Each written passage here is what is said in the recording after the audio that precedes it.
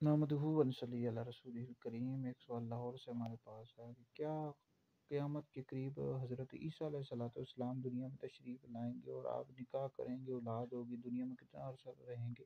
سوال سے کنز المال میں، مشکوٰۃ شریف میں، قصص کبریٰ میں حدیث موجود ہے۔ حضرت عبداللہ ابن عمرو رضی اللہ تعالیٰ عنہ سے روایت فرماتے ہیں، نبی پاک علیہ السلام نے فرمایا کہ قیامت کے قریب حضرت عیسیٰ علیہ السلام آسمان سے دنیا میں تشریف لائیں گے، نکاح کریں گے، اولاد ہوگی، 45 سال تک دنیا میں رہیں گے، پھر ان کی وفات ہو جائے گی اور میری ہی قبر کے پاس دفن کیے جائیں گے، اور پھر قیامت کے روز میں اور عیسیٰ علیہ السلام ایک ہی مقبرے سے ابو بکر اور عمر کے درمیان سے اٹھیں گے۔